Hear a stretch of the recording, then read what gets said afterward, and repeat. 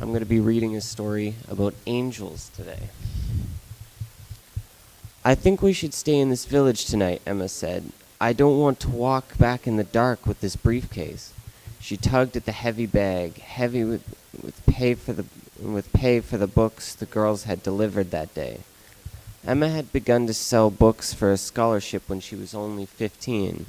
Now, after 2 years in the Adventist Academy in Central America, she was an experienced collector. I don't want to stay here tonight, declared her friend. I want to sleep in my own bed. It's too dangerous to walk back an hour in the dark by ourselves with all this money, Emma said.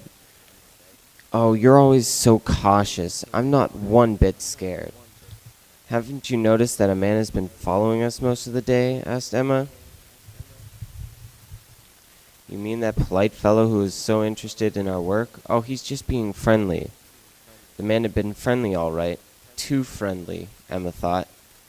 He asked if this was the day the girls were delivering books. The next time he met them, he inquired if the girls were having good success collecting the money. And the next time he had offered to accompany the girls back to the village where they were staying. How did he happen to meet them so often? Emma wondered. Well, maybe Irene was right. A polite, well-dressed gentleman like him surely couldn't be a thief. No one likes being a coward or being laughed at, so Emma finally gave in, and the two girls started out for the village.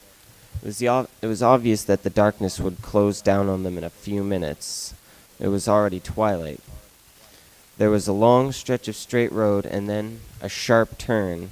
As the girls rounded the first curve, where they could no longer be seen from the village, they saw a man on horseback.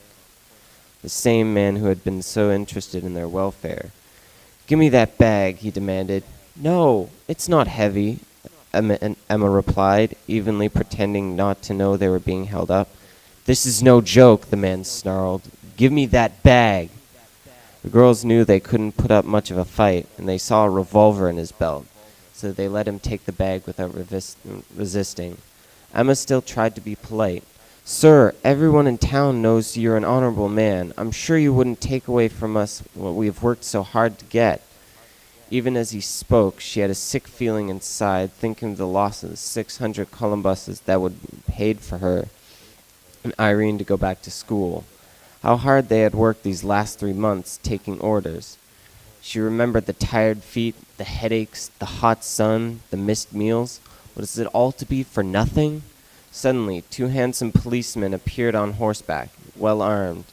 "Are you the girls selling books?" they asked courteously. "Are you in trouble?" "Yes," they sighed with relief, for the thief was already dropping their bag on the ground, putting spurs into his horse and taking off. Thankfully, Emma picked up the precious briefcase and looked around to thank the 2 mounted policemen. They were gone. Yet the girls had not heard the hoofbeats of their horses in the ground.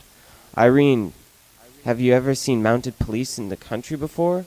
"No, I've never heard of policemen on horseback before. Not around here, anyway." Emma looked up and down the dark roads as she said reverently, "They weren't policemen. They were angels." So, as you can see, angels still do walk this earth today. God sends his angels to protect us when we need it most. So, does anyone want to come up and pray and thank him? No?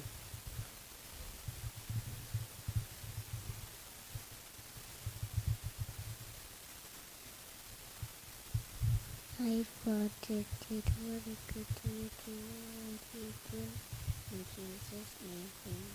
Amen. Amen.